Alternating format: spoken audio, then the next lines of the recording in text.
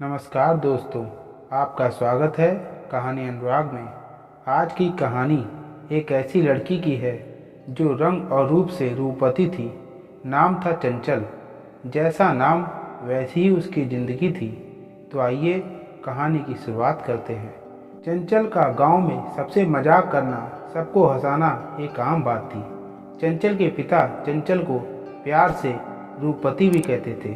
चंचल के पिता एक बढ़ई थे जो लकड़ियों से कई चीज़ों को बनाते थे। घर खर्च ठीक से चल जाता था।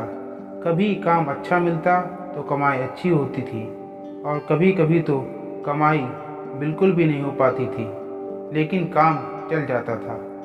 चंचल के पिता का बस एक ही सपना था, लड़की अच्छे से पढ़ लिख जाए और मैं एक अच्छे घर में उसकी शादी कर दूं तो गंगा नहा लूँगा।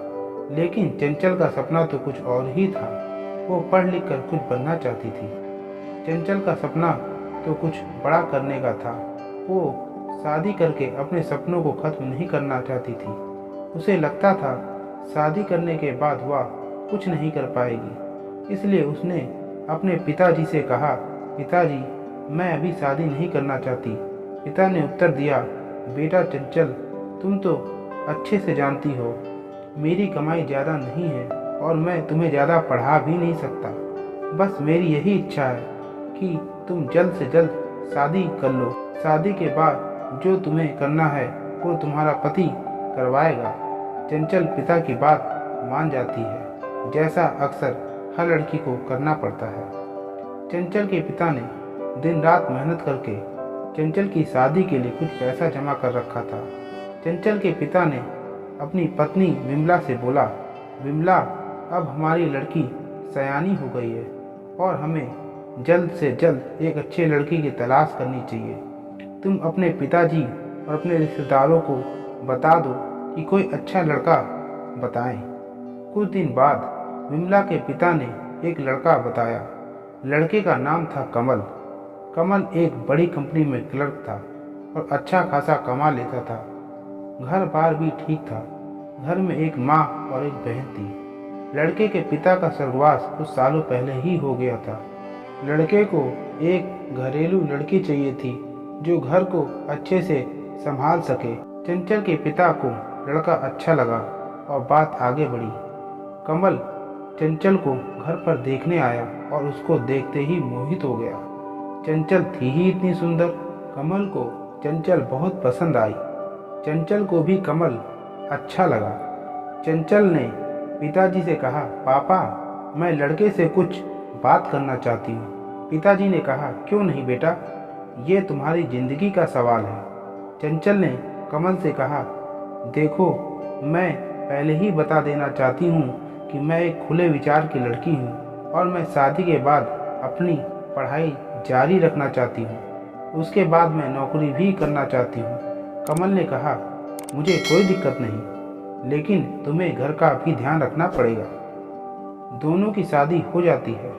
शादी के बाद चंचल ने भी अपनी पढ़ाई पूरी कर ली और जॉब करना शुरू कर दिया।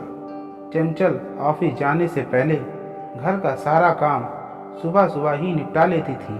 कमल को भी नाश्ता समय से मिल जाता था। कुछ सालों तक ऐसे ही चलता रहा। एक दिन अचानक चंचल को पता चला ऑफिस में काम कुछ ज़्यादा बढ़ गया है, तो सभी स्टाफ को देर तक काम करना पड़ेगा। अब चंचल को घर आने में देरी हो जाती थी। कई बार तो ऑटो भी नहीं मिलता था। कमल समय से घर आ जाता था। कई बार देरी की वजह से चंचल अपने साथ काम करने वाले पंकज के साथ बाइक से चली आती थी। अक्सर देरी होने पर बाइक से ही आना पड़ता था। एक दिन कमल ने चंचल को देखा कि वो किसी की बाइक से घर आई है, तो कमल ने पूछा, वो कौन है जिसके साथ तुम आई? चंचल ने कहा कि वह मेरे साथ काम करता है।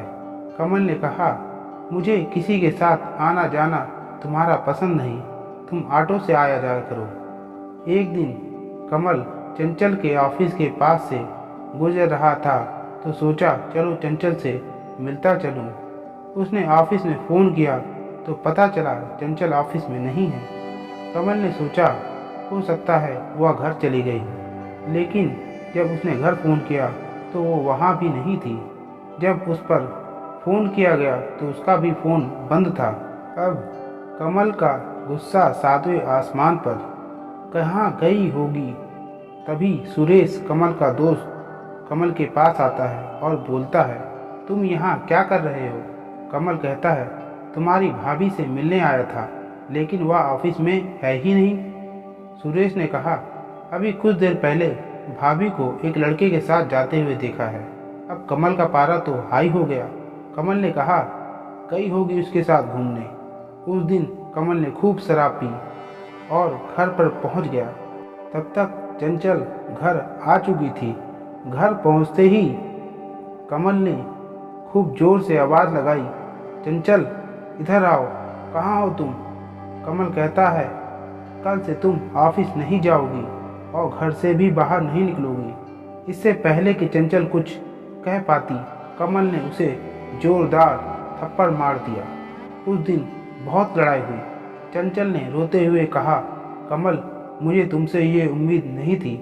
मैं घर छोड़कर जा रही हूँ। सुबह होते ही मैं निकल जाऊँगी।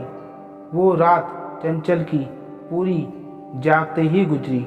सुबह होते ही चंचल ने सोचा, जा तो रही हूँ, कम से कम जाते हुए इनको एक कप चाय तो पिला ही दूँ।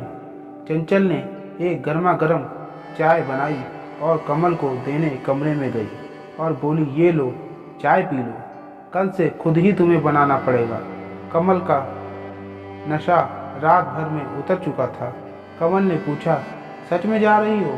तो चंचल ने उत्तर दिया, हाँ मैं सच में जा रही हूँ। कल रात आपने मुझे बहुत गाली दी और बहुत मारा भी। क्यों मारा अभी तक नहीं पता। कमल ने कहा, कल तुम्हारा मोबाइल बंद था और तुम ऑफिस में भी नहीं थी, तो मैंने सोचा। तभी चंचल बोल पड़ी, कल रात काम की वजह से देर से सोई, इसलिए मोबाइल चार्ज करना भूल गई। ऑफिस गई तो काम की वजह से मोबाइल पर्स में ही पड़ा रहा।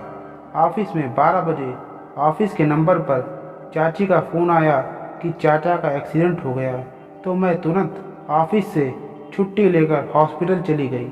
मेरा फ़ोन वैसे ही पर्स में पड़ा रहा। तुमने एक बार भी पूछा नहीं और मुझसे लड़ाई की। अब कमल बिल्कुल शांत था। वह तो कुछ और ही सोच रहा था। दोस्तों, शक एक अच्छी खासी ज़िंदगी को बर्बाद कर देता है। विश्वास ही पति और पत्नी के रिश्ते का आधार है।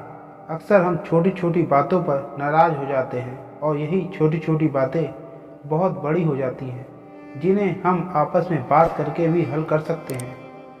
दोस्तों, ये कहानी आपको कैसी लगी अवश्य बताइएगा। अच्छी लगे तो चैनल को सब्सक्राइब करना ना भूलें।